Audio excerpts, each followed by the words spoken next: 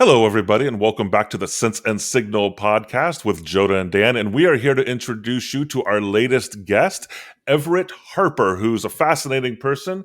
He is the founder and co-founder and CEO of Trust, a human-centered software development company. And he's also published a new book called Move to the Edge, Declare the Center. A very action-oriented title, and which I like. So, Joda, what were some of the key takeaways from this interview for you? Well, I'm going to start off. It was cool to see Everett. I hadn't seen him probably in over 25 years. We worked together at a startup back in the .com days, and since then I really haven't touched base with him that much. Followed him a bit on Facebook. So it was neat to see and hear his story coming from then to now, and then to lens it to be a man of color coming through and the choices that he had made, and to lens that even further because of the choices his mother made, and being a woman of color, and probably one of the first software developers in IBM, maybe the first woman of color software developer in IBM back in the day, right. And the lessons that she learned that she imparted upon him. We didn't delve too deep into it, but I thought it was a cool eye-opening conversation. Yeah. And another thing that he talked about that I thought was very fascinating was his work on Healthcare.gov right after Obamacare got released. Some folks might remember the website initially crashed and there's a little bit of a disaster, and he and his team had to go in and help fix the website. And he talks a lot about that. And that kind of led him to form the company he's now leading, Trust. Yeah, which I thought there were definitely insights from that conversation that people could use when they're leading people through complex situations. Yeah, 100%. And I really appreciated some of the deep dives that we went in certain areas. There were some choices that his company had to make that weren't easy. You'd think on paper they'd be easy to make. Hey, we're going to get $1 million from this company, or we're not. And you think that's going to be an easy choice, but they're not always. And we got to kind of go into those and get into his head and hear his thinking around those moments that his company had to go left or right. And I thought that was kind of cool. I think anybody watching that would appreciate those stories to kind of feed them about the decisions they'll be making in the future. Yeah, and processes too. I think there's definitely tools and processes and strategies that he offers in this conversation that can help leaders lead their teams through complex environments, which we all live in. And we've talked a lot about complexity on this podcast, and he definitely contributes to that conversation with some practical tools that you can use as a leader. And his focus on the future of EDI, equity, diversity, and inclusion, and what that's going to look like in companies in the future. I thought that was an insightful part of the conversation as well. Yeah. We ended on that, and that was kind of a cool way to wrap it up. So, anyways, I think it'll be a good show. It's I think everybody will appreciate it, and I think you'll like it. And we talked about a lot of different things, and so there's a little bit for everybody. Yep. So we'll see you on the other side of the jump cut.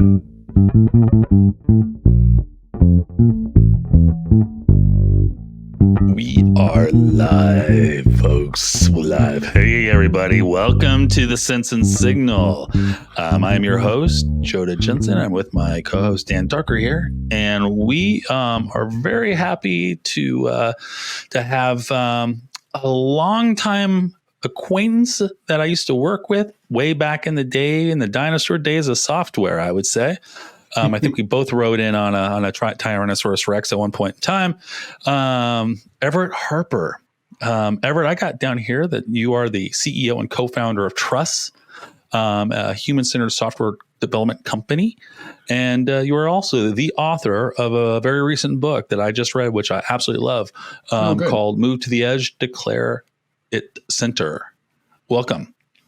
Thank you. I really appreciate it. And us fellow Tyrannosaurus Rexes get a second bite of the cherry. I like it. Yeah. So Everett, when I look at you and I look at Joda, you look young and fresh, and I can't say the same about my co-host. So tell us how you've gone on this journey and managed to stay so young and vibrant, and why hasn't Joda? Well, I can talk all about my moisturizing routine, but that would be false. No, it's actually ironically, credit both to my mother. My mother has incredible skin, which I just inherited by luck.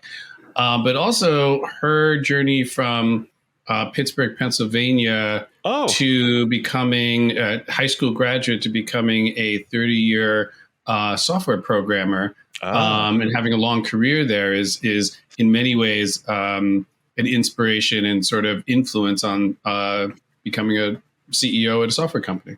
Yeah. Pittsburgh, Pennsylvania. That's where my family's from. At least my dad's side of the family is from, over in Brentwood, neighborhood. Yeah. They're Do you from still go Homewood. Homewood? Okay.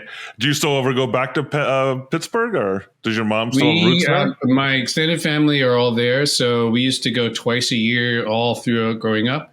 I was there with my daughter, who's looking at Carnegie Mellon, so I got a chance to kind of be around in the old neighborhood as well for the first time in years. So, it's such a fascinating place. And so I didn't realize how neighborhoody it was. As a kid, your world's small, but in fact, the neighborhood's small. Yeah, and very neighborhoody and very gothic in a way too. I always felt it's like this gothic quality. I love the old cobblestone streets or brick streets, that you don't see on the West Coast at all. For good reason. Earthquakes and so forth. I don't think we want to do that. So how did your mom make that transition from Pittsburgh to becoming a software engineer? Yeah, so both my mom and dad had high school degrees. My dad went to the Navy, enlisted in the Navy. He was there from like 58 to 62. He was on one of the first nuclear aircraft carriers. And he managed the electronics shop. And when he got out, there are not many people who knew how to do electronics on a nuclear aircraft carrier. So all of a sudden, even with a high school degree, he became valuable. He wanted to go to Westinghouse, which is in Pittsburgh, but they didn't have they didn't hire blacks for technical white collar jobs. I got recruited by other companies, wound up at IBM because IBM was pushing in the mid 60s to both hire people of color for technical jobs, but they were exploding.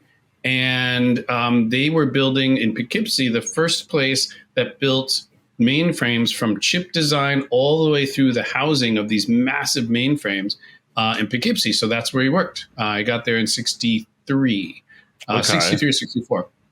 My mom, they got married. She went to a secretarial pool. She became pregnant with me. And IBM was not friendly to pregnant women. They basically said, you have to leave, or you can still work, but you can come back after 4 weeks. And she's just like, no.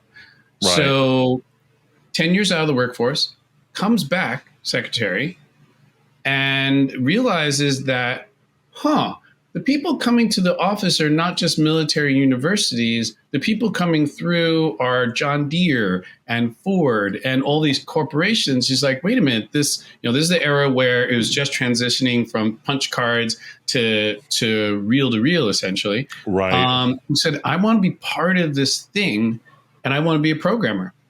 And so she did all the classes.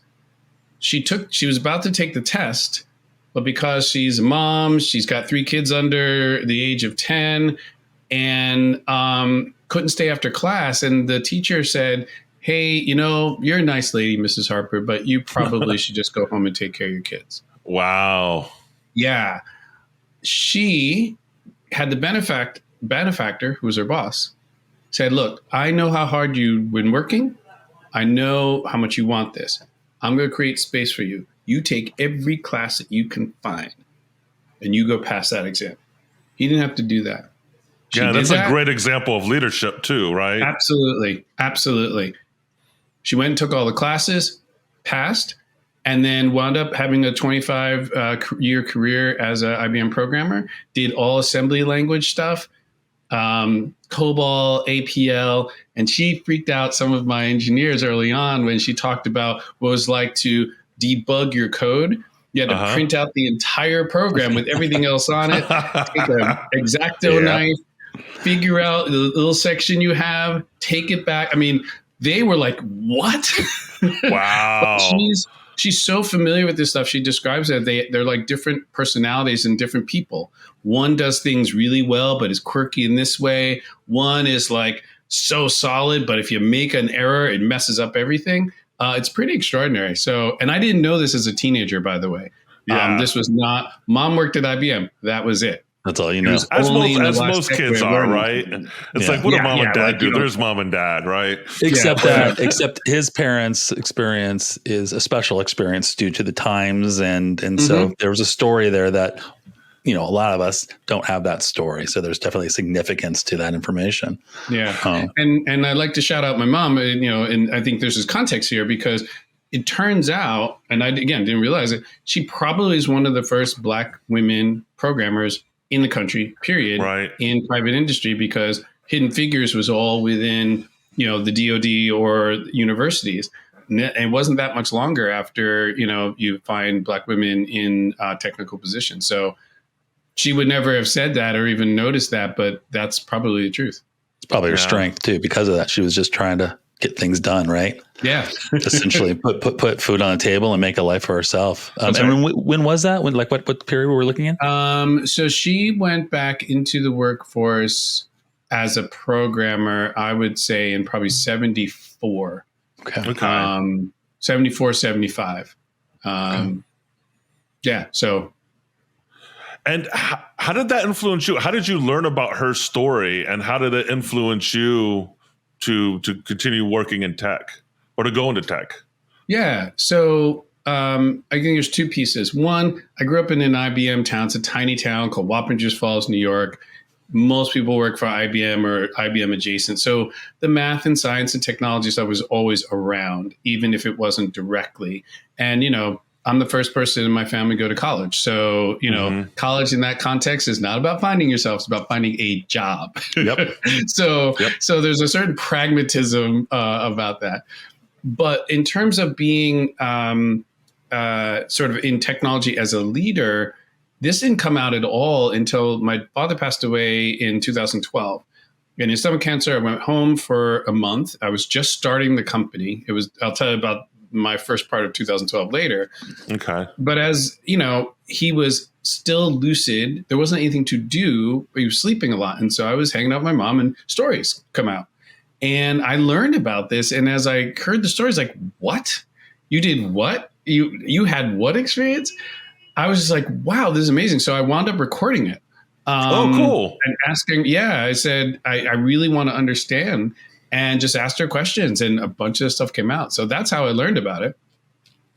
And I think the two ways it influences me, one is how appreciative on the work that she did to make it easier for me and others to follow in the footsteps.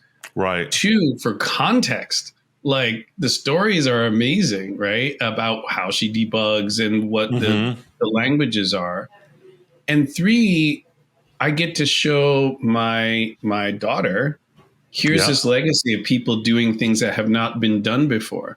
Yeah. And at least for me, the inspiration is like, okay, wait a second.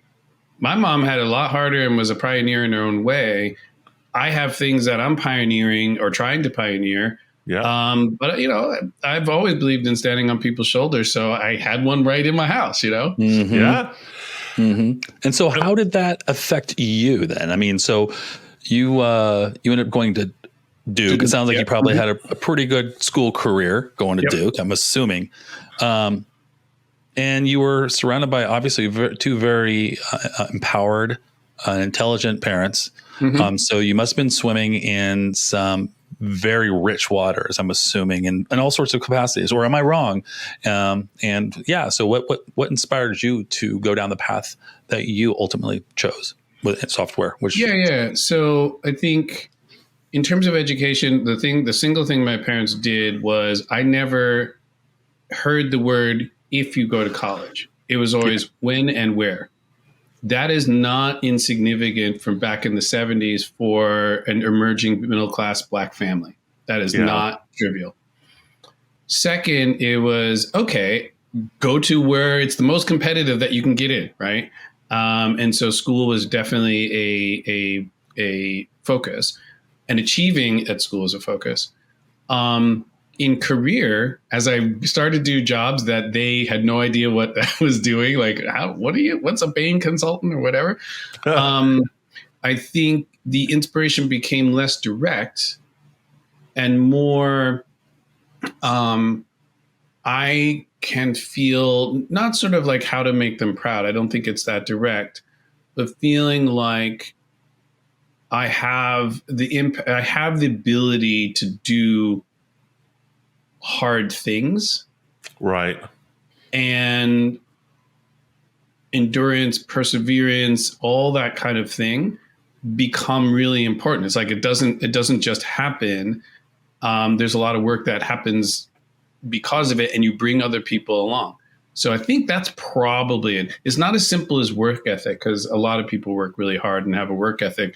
I think it's more about perseverance and endurance, because you know there's going to be roadblocks, particularly as a Black person, but you know there's going to be roadblocks in front of you. But even more generally, it's like, okay, I've dealt with this uncertainty before, and I've had hard things happen before, and my family's had hard things happen before.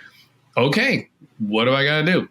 Yeah. Which is really the theme of your book, right? Which we'll get to in a second. But as I was reading it really is, that was my takeaway as I was going through it. Of all the things that you were talking about, was like, you're trying to teach people how to endure, or how to overcome, or how to be resilient. How to be resilient. Yeah. So, yeah. And so you then, this is your life. So we could talk probably, I'm sure you've got plenty of interest, like riding a bike up a mountain in France where it sounds like you almost died. But it felt that way. And your AA NCP, or is that right? The win that you have soccer, right? NCAA. Yeah. NCAA. Sorry. Yes. NCAA.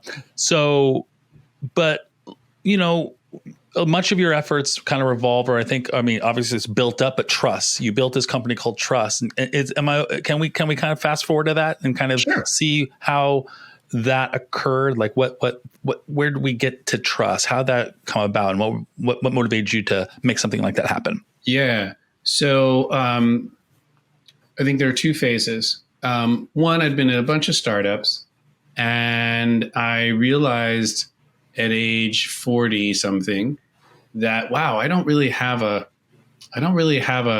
vapor trail. Like, I was always sort of in marketing and business development and so forth and so on. But, unlike an engineer or designer where it's really clear what they can do and not do, mine was a little opaque. So I decided to take a course at a thing called Founder Labs. And it was basically how to start a company, VC funded kind of company, pre-team, pre-idea. Okay, I'm going to get some really solid skills, great network, and I'll parlay that into something next. Really good experience. Made some really good friends. Shaharoj Sharania is the person who started it. And came out with an idea called TetherPad. And TetherPad was basically, how do you make a smart calendar? In that era, it was like 2011. A lot of people were trying to figure out smart calendars. My take was, how do you focus people's time and attention for people for who that matters? They get fired if they're doing that well. So it was focused on EAs. Right? These are people who manage these calendars and so forth. Mm-hmm. And when you say EA, you mean executive assistants, right? Assistant. Thank you. So came up with it. I had the idea. I knew enough to not found something without a technical co-founder. I heard that Mark Verlat, who I used to work with at Linden Lab, had just left. He was on the AIDS ride. And it was probably Saturday. Ride ends on Sunday. I knew if anybody knew that he's out in the market, he's gone. So I pinged him and I said, hey, I hear you're on the AIDS ride. I'd love to talk to you about an idea. We met on a Tuesday. And I pitched him not, let's make calendars suck less. I said, how do you take unstructured data and make it structured so that people can use it in really interesting ways? The first way to do that is through a calendar.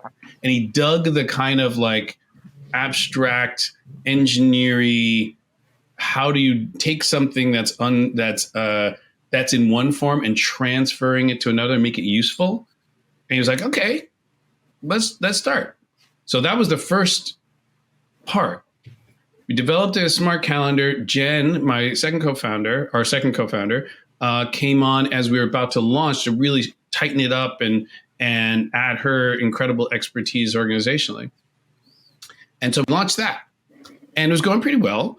But it wasn't like, oh, we're knocking out of the park, that kind of a thing. And second, we had a choice. Like, we weren't getting paid for any of this. So we could go raise money. I was pitching and so forth and so on. And then a colleague of ours said, okay, I like what you're doing.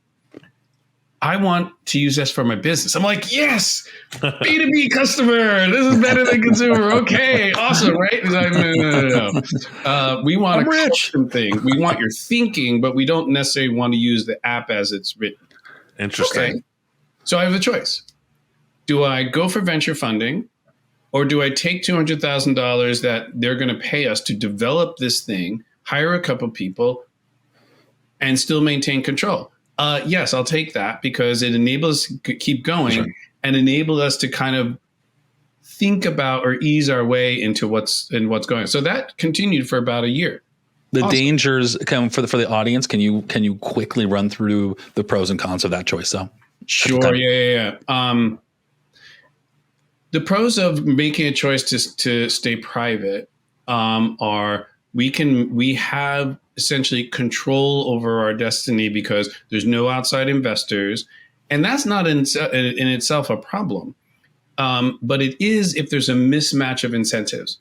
The incentive for them is to quickly scale so that they can move you on to the next set of investors, and they can get a return on the initial investment, et cetera, et cetera. Yeah. You can do a thing called venture math, where it's really sobering. At the end of the day, how much control or how much value you can create as an entrepreneur versus that which is that which gets to the VC. Second, risk. Everything is in it for me. Investors are parlaying that risk over many, many investments. So the risk profile is very different. It works if I have something I'm absolutely confident can scale, and I have a business model I can completely believe in. And for me, it didn't pass that test. So maintaining private, great, I get to do this. We get to figure some things out, and we weren't totally sure. The con, of course, is I'm paying engineers and people working for me before I'm paying myself. And I have a 5-year-old child. I have a 6-year-old child, that's real. And there are many moments and I looked at myself in the mirror and thinking, I'm not sure I'm being a really responsible human, because it's this kid that wants their dinosaur eggs, and I'm not sure if I'm going to be able to pay for the dinosaur eggs, or at least rent for the house. You know what I mean? That's real. Yeah. But we thought we were able to navigate through it, and at least in taking this payment, I was able to get paid a little bit and start building into something that was cool. Right. So that was the first phase, but that isn't trust. The second phase is I get a call at 7 p.m. on a Sunday. Everybody who's listening, you all know, if you get a call at 7 p.m. on a Sunday from somebody you work with, it is not good news. Yeah. So I look at the phone. It's Mark. He says, the CTO of the United States just asked me to work on Healthcare.gov. This is 2013.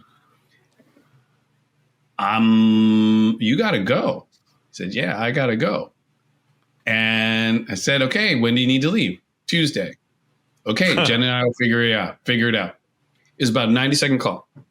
Right. And that was the start of trust, because he went and worked on it. It was successful. He was away for 5 months. We were able to keep the lights on. And then they asked us back, said, you're good at that. Can you build the next round? We said, yes. So we hired a bunch more people, serviced that client. In the meantime, I spent the summer trying to figure out, is there a business model for doing software development for government agencies? I'd worked at a government agency. I'd worked at a big company called ACS, doing business process outsourcing for the government, but it wasn't the greatest experience. Could I come up with a business model where it was value driven, it was impactful, and we avoided some of the things that happened in some of those, quote unquote, beltway bandits? And I realized, I think we could if we get a couple really key people. And that was really the start of trust as it's known today. Nice. I will say, as I work in higher education, work at North Seattle Community College or North Seattle College, and as somebody who works in a state agency, I can say we need more software developers to help us with our applications for sure. So I could definitely see the need that you're addressing with that, because the healthcare.com site was broken, right? The Obama administration asked you all to help because it just wasn't functioning. Is that correct?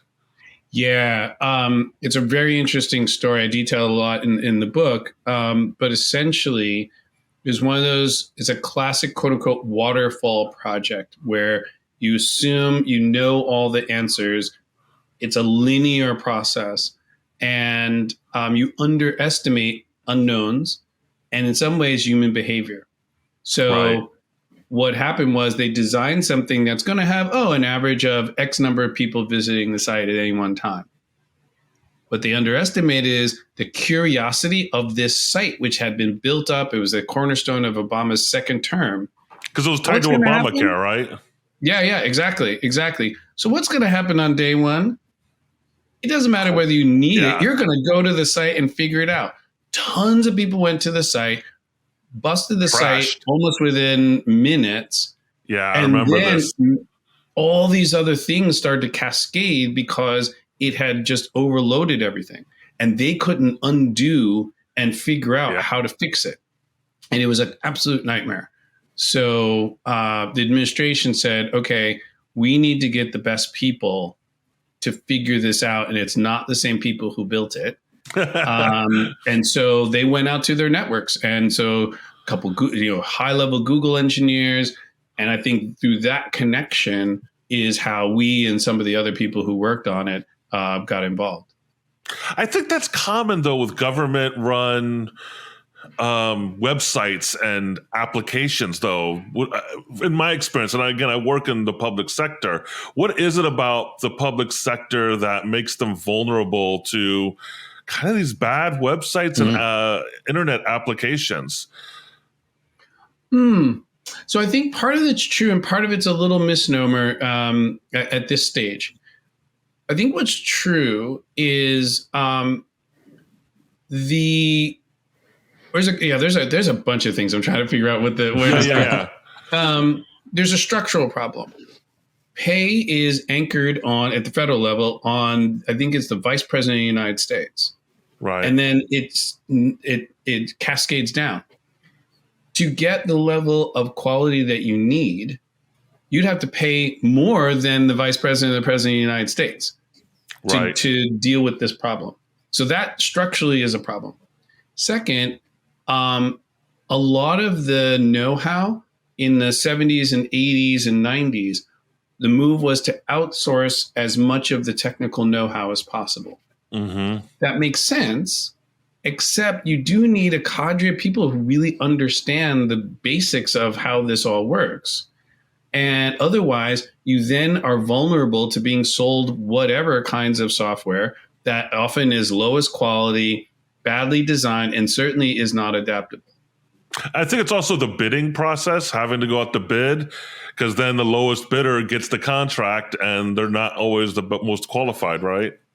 Yeah, so and see, this is one of the things that I think actually is the biggest story of quote unquote Obamacare and Healthcare.gov. Previously, exactly right. Lowest bidder, biggest project. No one gets fired for IBM, for hiring IBM, all that kind of stuff. And no accountability. Yeah, no accountability. Or that ability was scored lower than price. Right. To even back it up further, a lot of this bidding process comes from old military contracts. So a lot of this stuff came up when you're building big planes in a war effort and wasn't really adapted to what software is, which is a completely different animal, right? What happened with Obamacare and the whole Healthcare.gov effort is the biggest change was the process. So people then realized, wait a minute, we can use open source software.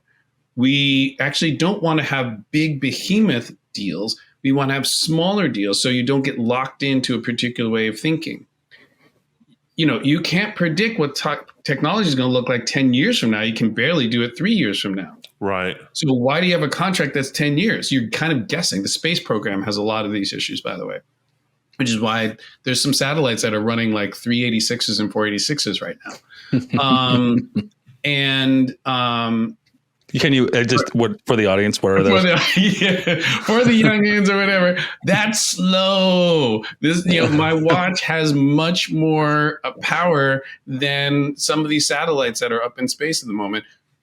You didn't know, but in some ways, it was not thinking about the process in terms of, oh, wait a second, we have quickly evolving software. We need to have contracts that reflect and have the flexibility to deal with that. Third is sort of the difference between quote unquote waterfall, where you sort of know all the requirements and it's all really specified, and is terrible at dealing with change. Did anybody know things have changed in the last 10 years? It's like versus agile. It feels like 1980 to me. Yeah. Well, some of that stuff was still at the present versus agile software, which in short is designed from the beginning to adapt to change, to iterate through things, and therefore come up with the best answer by the time you get to the end of things, rather than sort of guessing it ahead of time. There's a lot more complication to that, but that's sort of in short. So I think there's structural issues that had made government software hard to do and lower quality. And now one of the big things was, because it opened it up, there was no cloud in the government before then. All these new things opened up, and there was a whole move. It started the US Digital Service. You had CIO.gov, which kind of laid out a framework for how to do great software. You had different ways that people are manifesting these in each of the agencies, and these are now being adopted wholeheartedly. So the landscape now versus 2012 is like night and day. Doesn't mean there aren't still places where it's really messed up, but it is a very, very different environment. And shout to a lot of the folks at AT&F and USDS who are doing really, really great work on this right now. So you recently wrote a book called Move to the Edge, and what is it? And Declare It Center. Declare It Center. Tell us about this book. Tell us what you started a company called Trust, and then you said, you know what, that's not enough. I'm going to write a book too. And so, in the middle of COVID as well. Yeah. That was wise. Well, thanks for mentioning it. So it was informed by my experience at Trust, for sure. How do you create a diverse organization when most organizations are not diverse, especially in software? How do you make salaries transparent in order to create an equitable hiring process?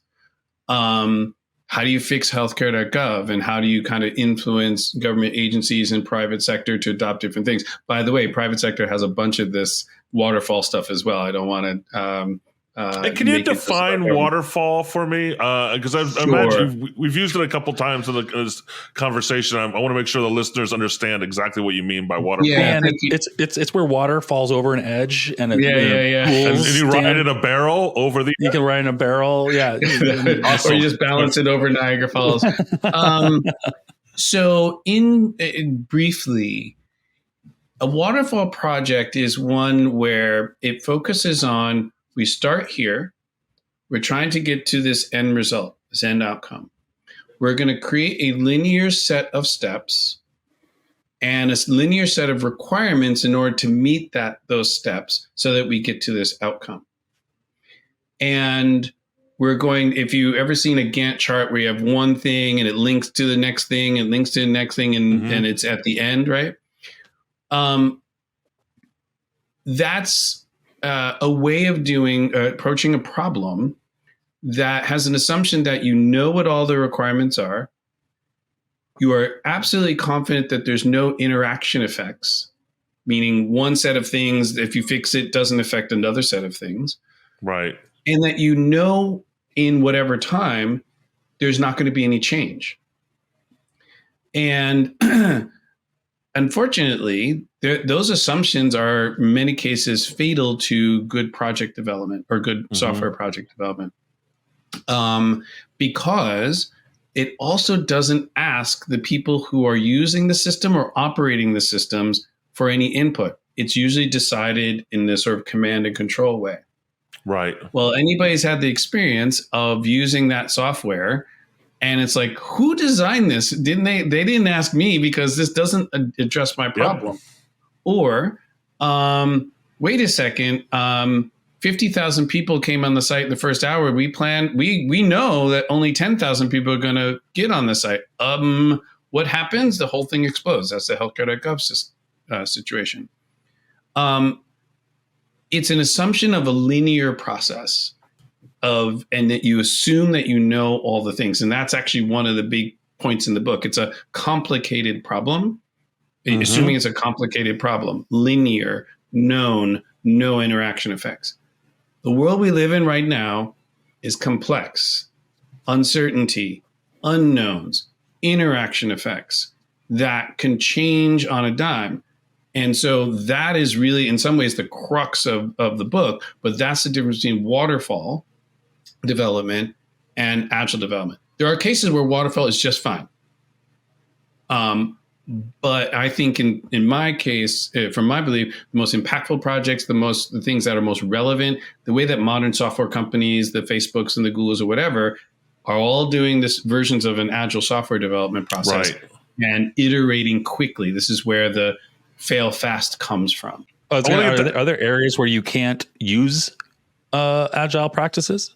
Are there specific spots where you think probably don't want to use an agile practice there? I'm sure there are. And I think it's probably closer to, is the juice worth the squeeze? Is interviewing users over time worth it? Is it something that we've done a million times and we've checked our assumptions, there really are no changes or interaction effects? But frankly, that's only a limited scope. I think Agile, one of the things that for me is very powerful about it is you ask your users, you ask the people operating systems for their input. You'll learn something. If you actually ask a question, you may not implement it immediately, but that not only makes for better software, it creates trust between me, the developer, and the user. So that as you go along, by the time a user gets this product, it's like, no, I've talked to this person. I've had demos multiple times. I know what's coming and I know exactly what I'm going to get from this, including the things that I'm not going to get, but I know they're going to address it the next time. It's a real important sort of, in some ways, it's a way to engage a greater number of people in a solution, a greater number of stakeholders in a solution than I'm going to go up by myself in a corner, programming genius. And then, huzzah, here it is in perfection, and everybody claps, and the person rides away in the sunset. It's not that way. It's more Seven Samurai, not Lone Ranger, y'all. And I want to take a step back real quick and then come back to Agile, because I want to lay some foundational stuff around complexity theory, because I know the complexity theory is what's informing your embrace of Agile, right? Yep. Are you familiar with David Snowden and the Cynefin framework? Or because I know some of the terminology used around complexity theory determining complex environments versus complicated versus clear and chaotic environments kind of maps to the Cynefin framework and the work of David Snowden. Are you familiar with that? Not in great detail. I'm sure I've read stuff from them a while back. But I'm not going to pretend to be sort of a deep student of all of their work. But I think the resonance of how you define complicated versus complex environments, I think there's a pretty strong agreement across a bunch of people who study this stuff. Yeah, I find it a very fascinating sense-making tool to differentiate between clear, complicated, and complex and chaotic environments. For our audience, could you define what you see as the difference between complicated and complex? And I have a theory about that too that. Sure. But I'll give that at the end. Yeah. So I think the way I think about it, because people can go deep in this, and I was like, no one's going to understand what I'm saying, and I'm not sure if I'm going to understand what I'm saying if I go that deep. It's tough stuff. It's tough. Yeah. So the way I think about it is by analogy. All right. The modern industrial and management theory comes from factories. Right. Comes from, we want a group of people to do a certain number of things at a certain rate. And if we make these things at that certain rate, we can predict our outcome. Right. Very mechanical. Very mechanical. This is the Taylor theory. Taylorism, in early, and I read a lot about that. It was really interesting. And that came through the war, through early software development, and a bunch of other things. So that, in many ways, informs a lot of our management practice, our project practice. And it relies on a couple of assumptions. I could have millions of interactions, but I understand how they all interact with each other. Mm-hmm. I understand the interaction pattern. And so if I can make it predictable, I can write an equation. If I can write an equation, I can probably linearize it. And if I can make it linear and understood, what's my focus? My focus is on making it efficient. What can I squeeze out of this equation to get more output by toggling different aspects of a known equation? Right. And then I may have an unknown factor that I put at the end. But that's sort of the ethos of it.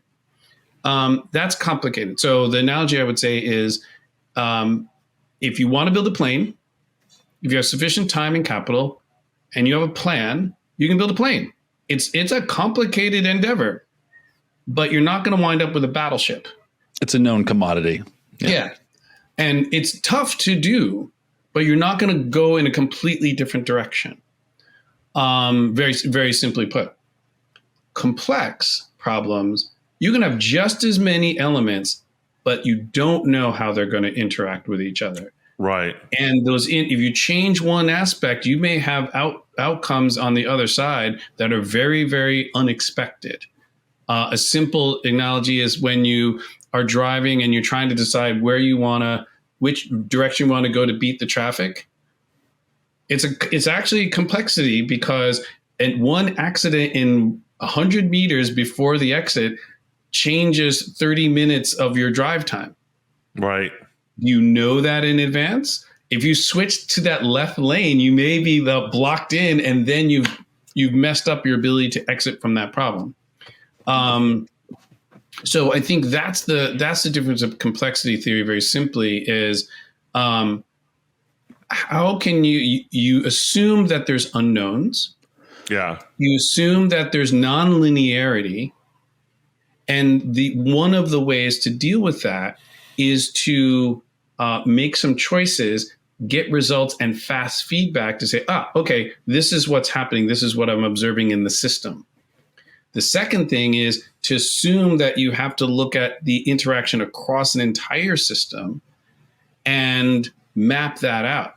So we use in our practice a thing called steel cable, which I can get into later, but it's a way of thinking. How do you create a system? How do you actually, I will go into detail. Let's do it. Let's do it. Sorry about that. We think about a thing called steel cable, which is when you have a multi-step process. Let's say you're trying to determine eligibility for unemployment. You have to answer all these different questions. Right. You have to take somebody through a process. That process actually has many massive databases behind them that have to interact with each one of your answers. So what state are you from? Is English your first language? How long have you worked? What was your last pay? What are your W-2? Like all these questions that pings a database, and these databases don't talk to each other. They're all separate. Yeah, they're siloed. Right. So classic waterfall problem, you say, there's a problem with this silo. Let me fix the silo. And what we found is if you fix the silo, you've impacted some other part of the system. And then you have to go impact the system. And then you have to go back to the first thing. You just whack-a-mole. What we try and do is say, okay, we know it's a system of these different points. What we want to do is send one person through each of those steps. Mm-hmm. And if we can send one person through each of the steps and test along the way, and that they successfully get to the end, okay, now we understand all the interactions effect in a small little particle, if you will, sending a small little person through. Right. That's the beginning of a silver thread. We can send 10 people through. Now we actually understand a little bit more at scale. Becomes a steel cable. Then we add more and more. And this is in conjunction with going out and testing with the users, not us guessing. And so the more we see these interaction effects, the more we're confident that we can build on that steel cable and make it stronger and stronger and stronger until we can get to a large pilot and then production. I love that. And I think it does speak to Snowden's theory of complexity, because what he would argue in a complex environment is that you need to do safe to fail experiments to really get the data that you need to move things forward. And this seems like a variation of a safe to fail experiment, because each person going along that steel line is doing tasks that's giving you data that you can build up to figure out how to make all these siloed things interconnect, right? Yeah. And, it's interesting you talk about safe to fail. It's not only just a matter of gathering data, it's a mindset. It says, I want to find the fail point as fast as possible. That's right. Right? Not, I found a fail point. How can I hide it? Because I'm gonna get fired, right? It's like, no. Culturally, you want the failure as fast as possible. And what you want to do is design systems to catch that, celebrate that, and fix it. That's one of our threads of thinking on this podcast. As we talk, we have a thing called ABCD. Always be collecting data. Yeah. And that you are not failing as long as you're observing and collecting the information. Now, of course, if you're on a thin runway with $500,000, yes, that project might fail. That project might go away. But as long as you learn from that, and hopefully you're not out of house and home, again, that's a different story to talk about. You're not failing as long as you're collecting data. And like you said, it's a total mindset of discovery. In fact, I could even argue it's fun when you fail because you got the unexpected. You kind of like, I want to learn what I don't know. Yeah. And so that links into the learning piece. This is where the culture, like, how do you create a culture around this? Psychological safety to fail, the ability to actually, hold on a second. There's things moving in the background. I know this is probably a place where you might want to edit this out, but I want to have it be quiet. We're not. It's staying in. Okay. Real life. Okay. Garbage person is coming right by. Excuse me.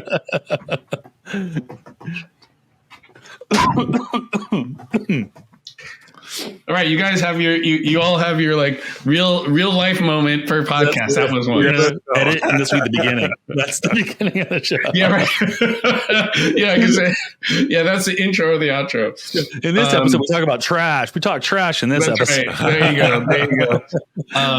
No, we take very seriously creating a culture with psychological safety, where it's about learning, it's about curiosity, and it's about being able to take failure as learning, as data, in order to make things better.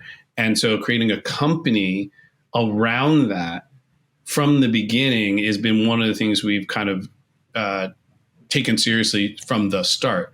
And it's been fun. It's not necessarily simple and easy to do. Everybody likes to feel successful, including myself, but but I think that's really key in this complex systems is making it safe to fail. And I would probably argue, I will argue that a lot of our larger systems, healthcare system, political systems, and so forth, do not create that ability to be safe to fail, which means we don't learn as fast as we should when it comes to things like COVID and comes to things like, climate change. I know a lot of people would love to have been more vocal, but not able to do that in the context of some of the decision-making apparatus that we have today. Yeah, there's You know, dangers. I asked about the book, and we went down this other path for a second. And I think maybe asking about the book and the whole thing would probably too much for this podcast. Read the book, everybody. It's a good book. But in a nutshell, what is moving to the edge? What is that? So the way I'd answer that is this. We've all been trained to raise our hand first with the right answer, right? From fourth grade on. And we're rewarded for the right answer. We're not rewarded for the right question. And when we are faced with complex problems, and I wrote this during COVID, during the lockdown, wildfires in California, climate change, George Floyd had just been killed, massive amounts of unrest and anxiety. Guess what? When we're under anxiety and under stress and have lots of unknowns, there's no right answer. And we often don't react very well if we've been trained to have the right answer. To say, I don't know, can be a big leap. And the reason I wrote the book is I saw leaders who otherwise are incredibly successful. People have taken companies public, and I've had conversations with them privately, said, hey, how are you talking to your people about COVID? How are you talking about George Floyd? How are you talking about this? And they're like, I'm not. And I said, well, why not? I said, I don't know the answer. I'm scared of saying the wrong thing. I'm scared of making it worse. I mean, these are literal quotes. Those things are incredibly human and incredibly real. And at the same time, that is exactly when we need their leadership, when it's uncertain, when it's unknown.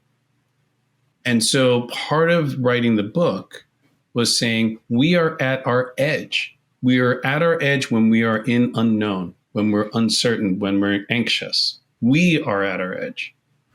How can you make it a practice to move to that edge in advance?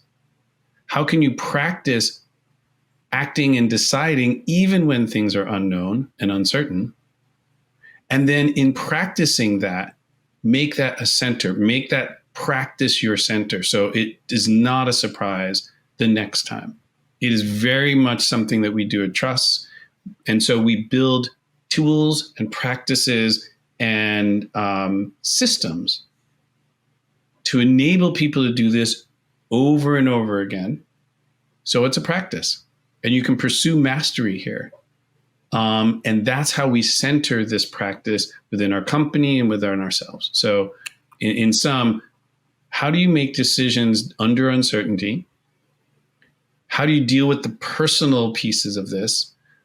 And frankly, if you're able to move to the edge, that's where our solutions and that's where our leadership and that's where some of the great problem solvers, past and future, they've been on the edge. Yeah. We don't recognize it now because now it's centered, but they've been on the edge.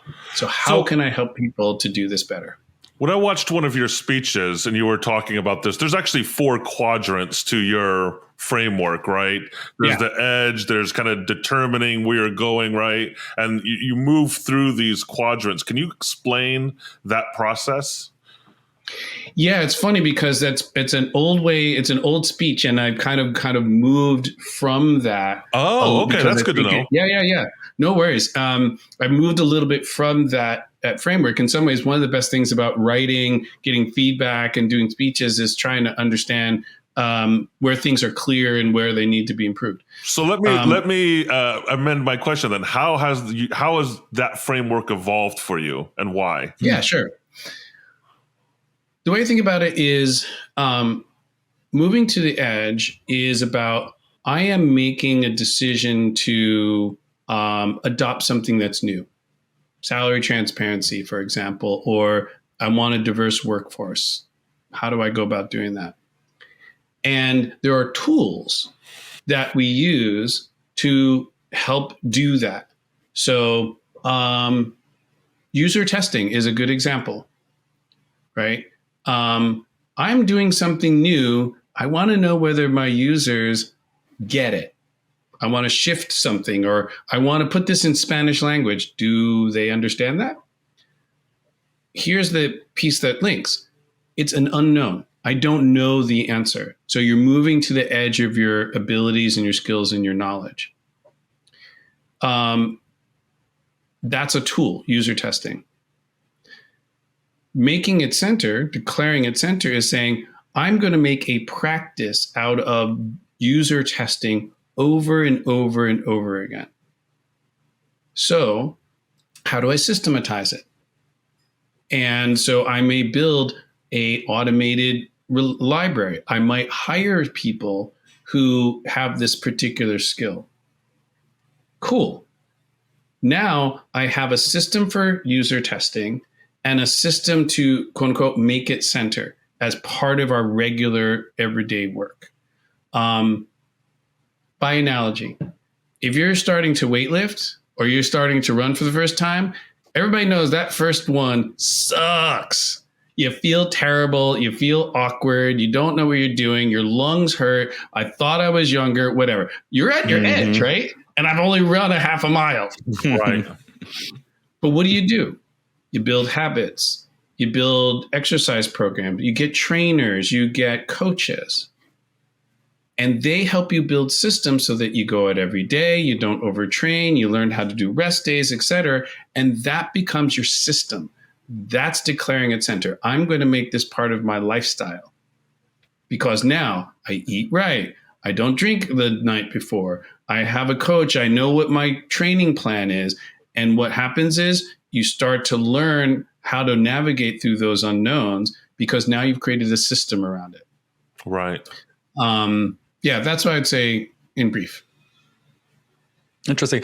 So when I hang out with Dan, he always puts me on edge, and I have to have a beer after hanging out with him for a little bit. And being on edge can rack your nerves, right? Is there a balance between on edge and center? Is there an inherent aspect to that, or am I thinking about your concept incorrectly? Do you have to look for the center? Yeah, it's a great question. I divide the book into two pieces. One is exterior practices. What do you do for an organization as a leader with your company? And there's a whole bunch of tools. But there's also the interior practices and that means I'm at my edge. How do I feel when I'm at my edge?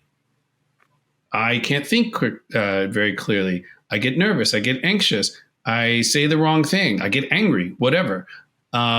There's a lot of science around, the flight, fight, flee, friend response. Dive under my desk. Say again? Dive under my desk. Yeah, there's a lot of very well understood and very well known psychological, physiological reactions that people have to being uncertain and at their edge. Well, that can be practiced too. There's lots of tools out there, from mindfulness to just going out and taking a walk.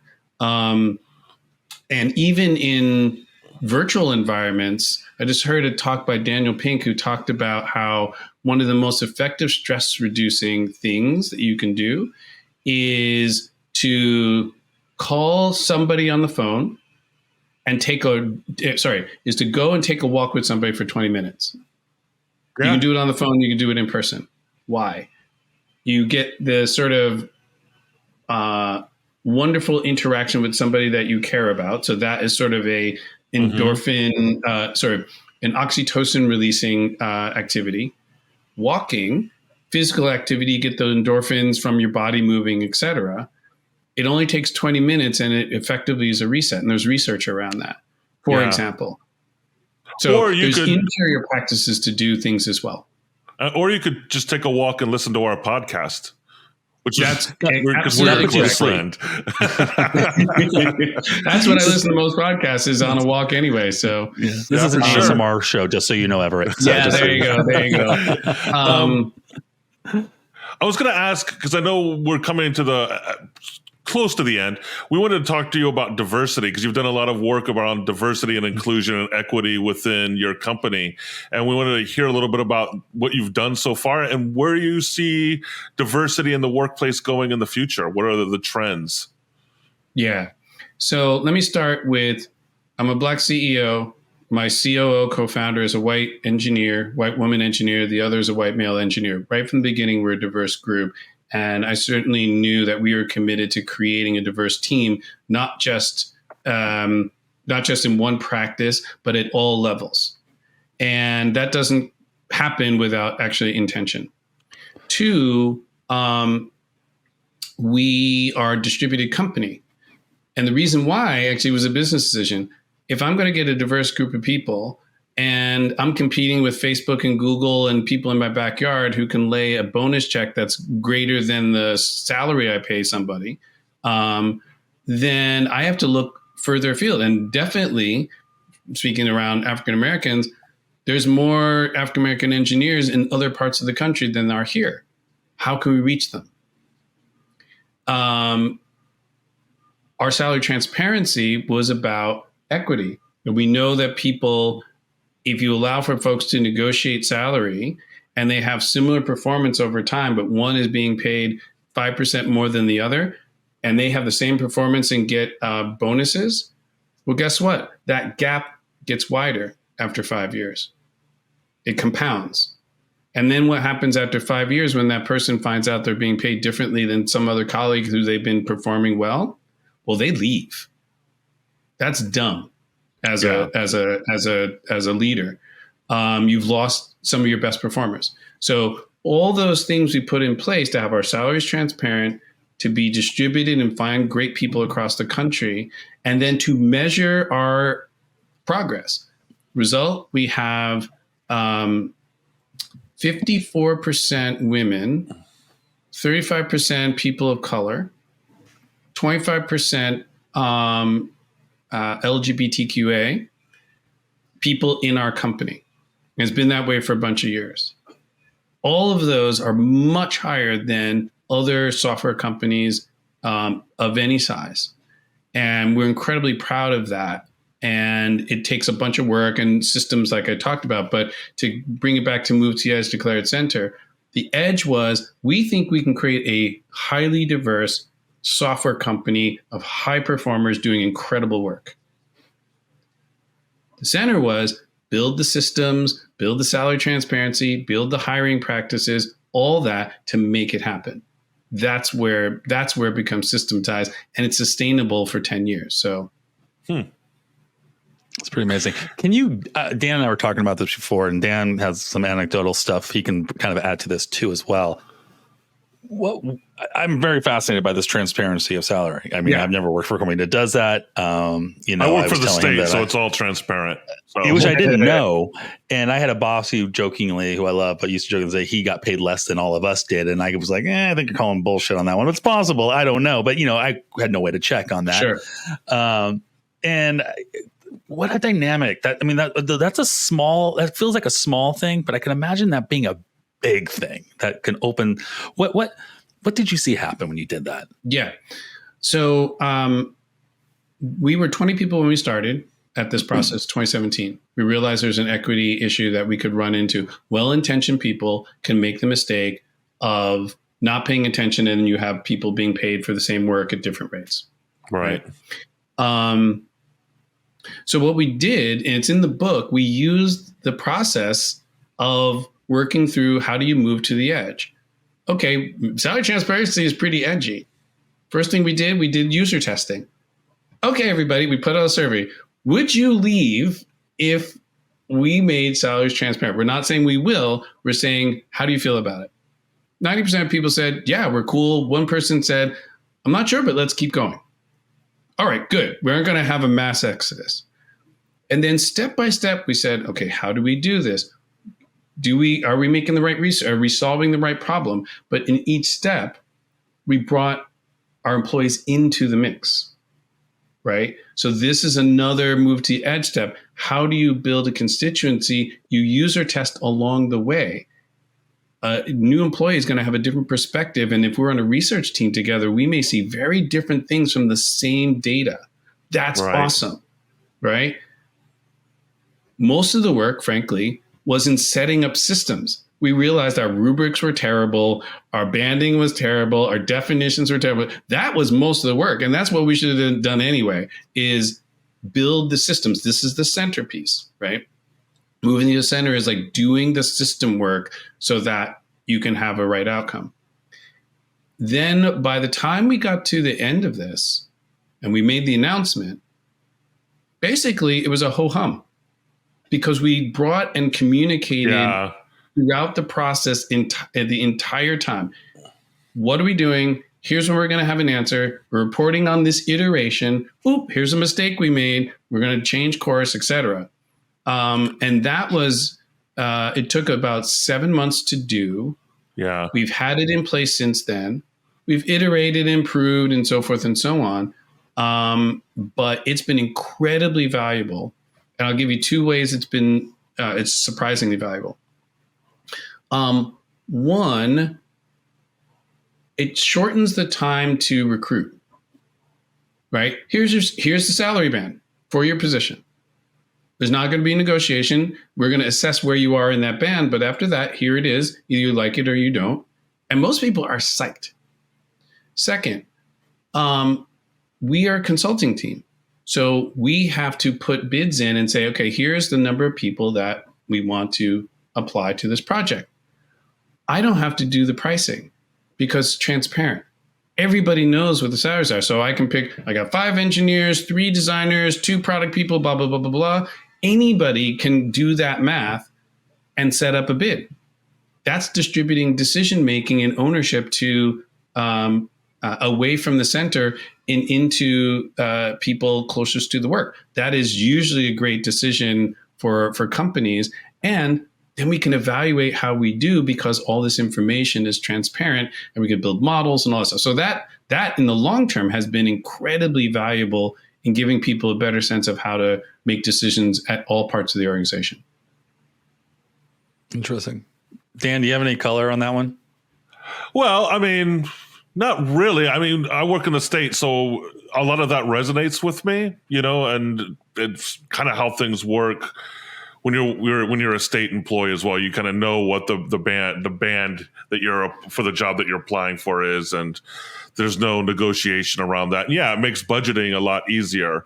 And we're all about distributed leadership too, right? I think in higher ed, that's kind of we've done a show about this previously around how higher ed was kind of at the forefront of distributed leadership models, and now as we move into the future, more organizations are adopting that model because you can't, higher ed organizations so complex. There's so many connected systems and people that you can't have a command and control model. You have to distribute the leadership around the organization. But I want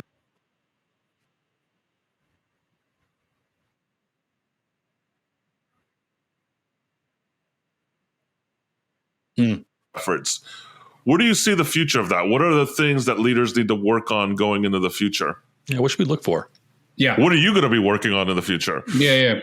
So I think one easy one is several states have mandated that salaries and pay is transparent. Colorado, California, New York. Did not know that. Yeah, New York did it in May of this year. I think Washington State did too. Yeah, all those things are real. So one of the things we've said is, we in the book we talk about exactly what we did. So anybody who's out there who's having to deal with this, buy the book. We have all the steps. You can do the same thing about how you want to address it for the company. So that's a quick edge case thing on that one. I think it's a critical one, and I don't want to go down that path. Yeah, because there's a whole other conversation.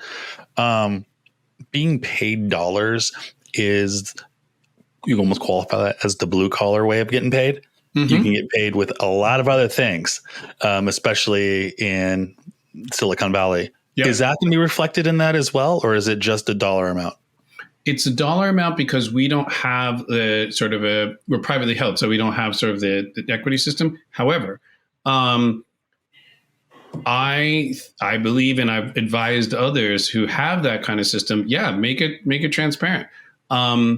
Who's got what kind of shares, what kind of bonuses are available? Because essentially, if you try and say, well, we're going to just do salaries, but we're not going to talk about bonuses, if that gets out, you've lost all the trust. Yeah. It feels really challenging, right? It feels like, oh, I don't know. And I could say that the benefits, especially if you start it early, are really legion. And if you want to go that direction, I don't think it's being mandated by the state, by the way. That level, I think it's just pay, not total compensation.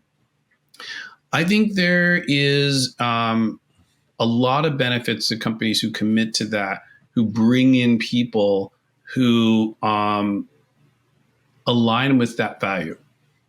And culturally, having aligned values is highly, highly important. Yeah, and remember, Steve Jobs, his salary was $1. Yeah.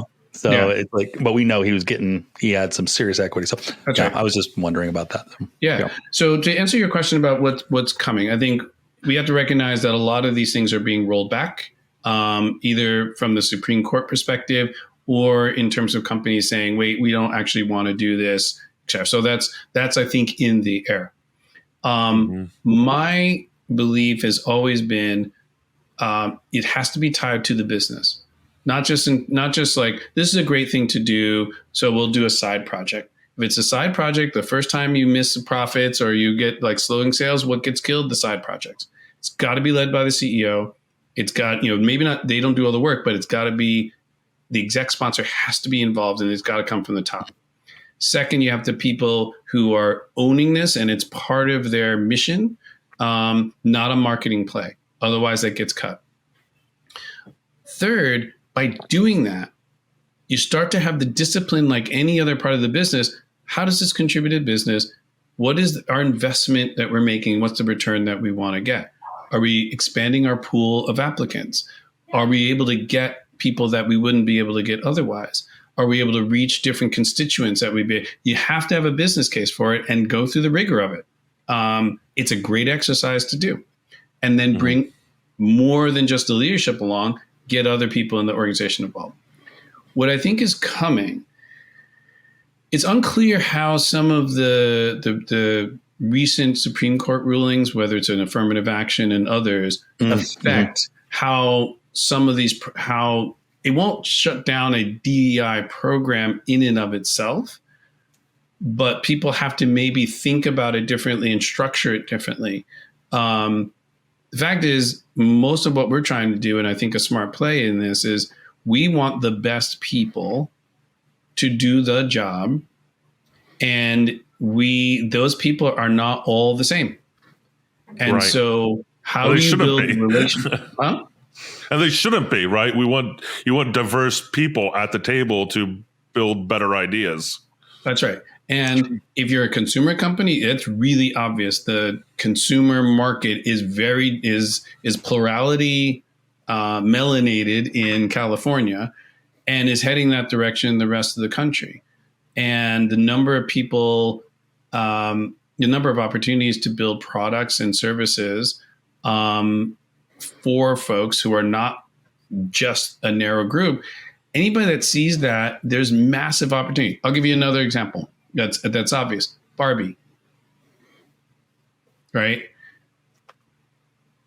Several people, there's a woman at Monique Woodard at Cake Ventures who said, this is the girl's summer. She's had a hypothesis about this from an investment standpoint for years now.